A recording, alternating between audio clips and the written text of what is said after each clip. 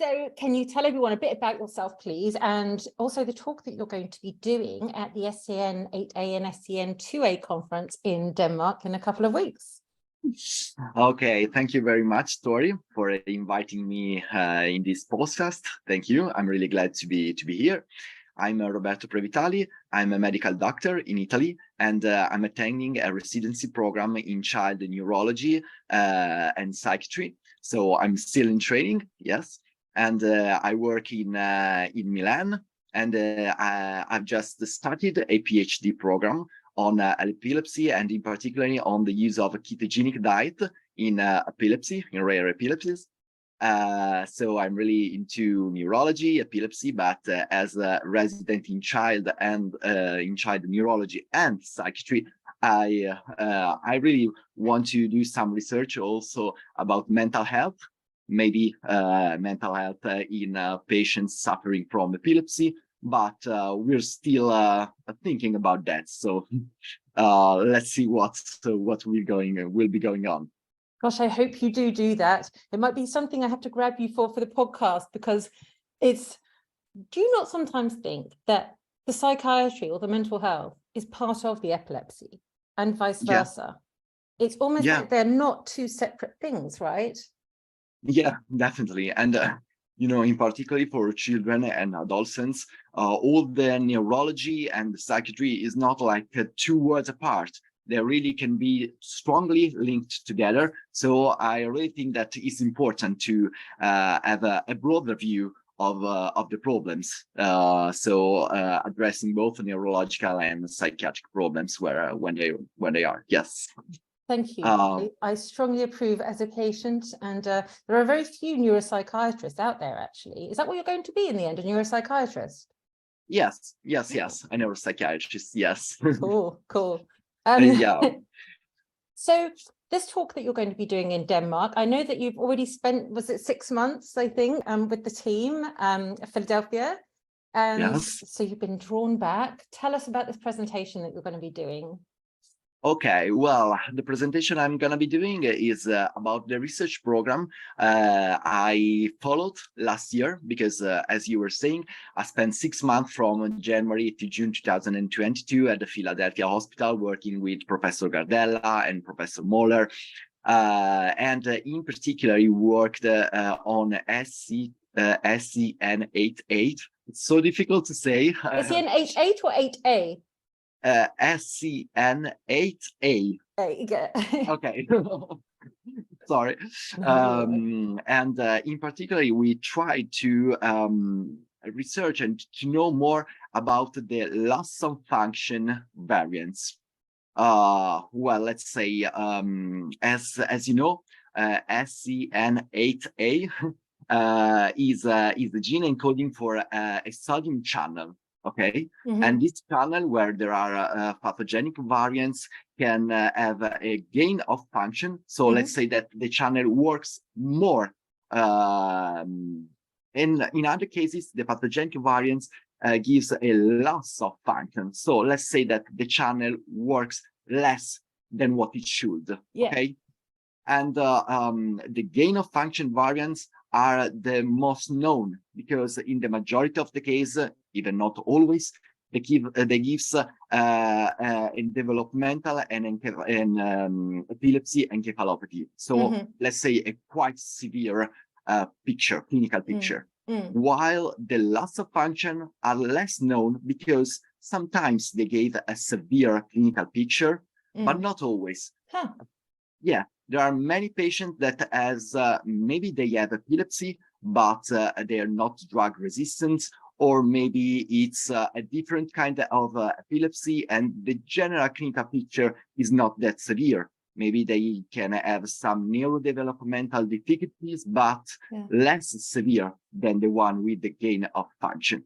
And so since the loss of function patients are less known, we're trying to know something more about them, gathering and collecting many data together, so that we can try to describe the clinical and electrophysiological features in more details, let's say.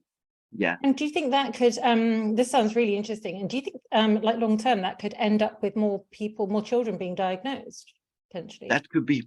That could be, yes, that could be, because maybe many patients suffering from not severe epilepsy, or maybe have neurodevelopmental disorders, are less tested with the genetic test.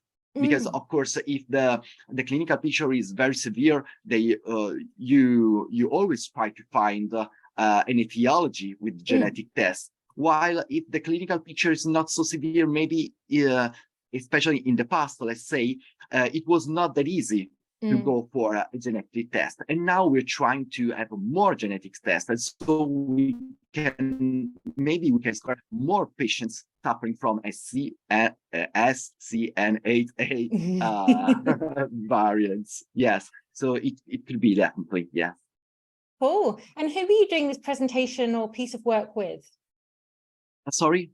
Who will you be doing the presentation? Or are you doing the presentation on your own, or are you doing it with Elena? Oh, sorry. Yeah, I think we will have the presentation with Elena. Yes, of course, because she's my mentor, and she's working with me about the loss of function project. She's an expert about the pathology, and so she also will explain the gain of function variants. So we work together to explain the two different clinical types coming from different types of variants. Yes. That's so cool. Oh, I can't wait. I can't wait for this event. Lovely. So if people would like to find out more about you beforehand, before they, decide to attend the event, if you haven't already put your name down, it's not too late. You can attend this event. Where can people find you to learn more about your work? You can find me on Twitter.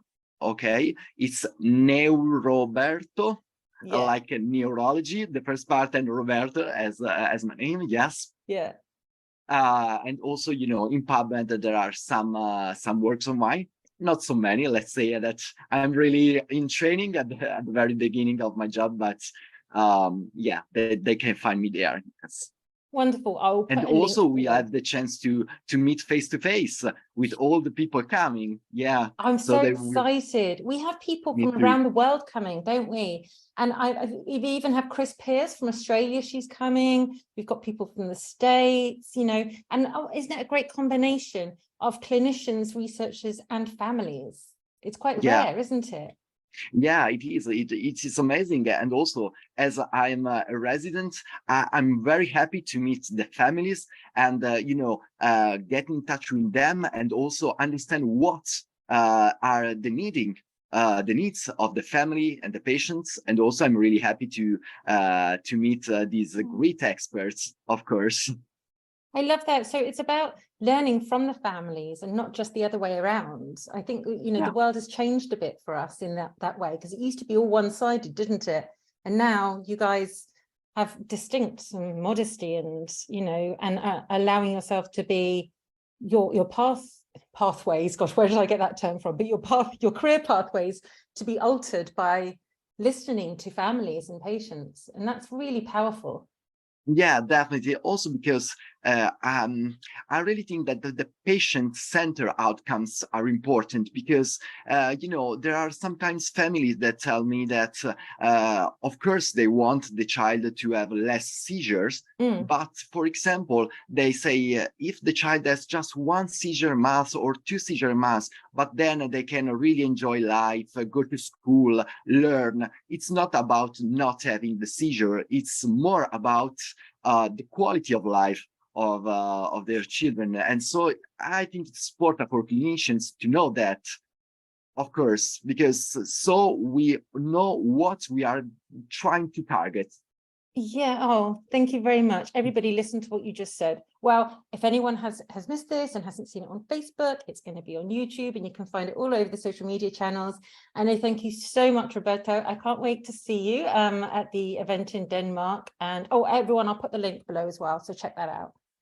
Take care. Thank you very much. Thank you very much. Thank you very much, and see you in Denmark.